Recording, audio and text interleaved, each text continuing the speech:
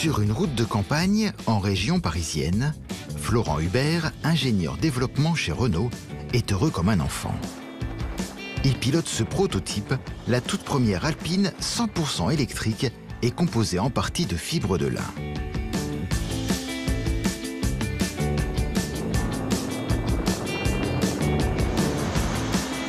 Bienvenue aux Ulysses, dans le centre ultra sécurisé de l'Alpine Innov Center. C'est ici que la voiture, appelée A110 Éternité, est développée. Florent et Philippe Varret, responsables des innovations, sont des perfectionnistes. Ils traquent le moindre défaut. Et on va avoir réussi à traiter toutes ces petites inclusions là qui... Oui. Bah là, justement, on est en train de retravailler l'infusion et puis tous les manques un peu matière et toutes les problématiques aussi qu'on a sur la reprise d'humidité. On va travailler de façon à faire une évaporation afin de mieux imprégner nos tissus et qu'on n'ait pas donc ce type de défaut qui apparaît. Alors on va commencer déjà par la face avant avec un capot en lin, qui se veut le capot à l'identique d'une A110, un classique qui est lui à la base donc en aluminium. Et donc là on est en composite lin. En parallèle, on va avoir le pavillon.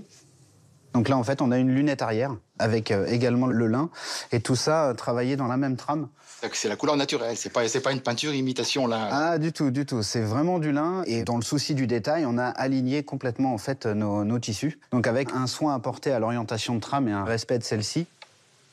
L'intérieur n'est pas en reste. Les coques des sièges et les membranes des haut-parleurs sont elles aussi en lin. L'usine qui fabrique les Alpines se trouve à Dieppe, non loin des champs de la coopérative Terre de Lin, qui leur fournit la matière première.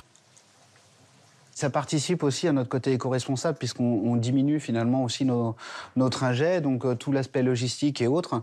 Au final, ça permet de rester à proximité de l'usine de Dieppe pour finalement avoir des objets qui seraient possiblement dans la rue dans quelques années avec le lin.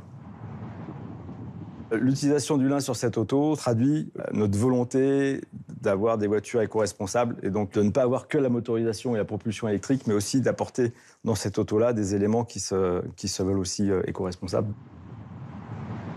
Le lin a comme avantage la légèreté, a aussi comme avantage le fait que l'acoustique est aussi mieux traitée que sur des pièces en fibre de carbone.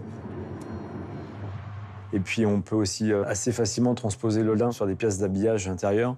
Et le lin donne aussi tout de suite un côté un peu cocon, un peu mobilier, que l'on peut retrouver dans son salon, etc. Donc il peut y avoir des histoires aussi à créer, à raconter avec le lin.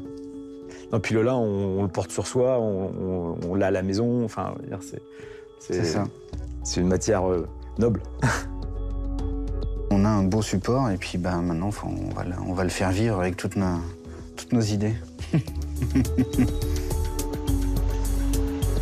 Pourra-t-on tous rouler un jour dans des voitures en lin?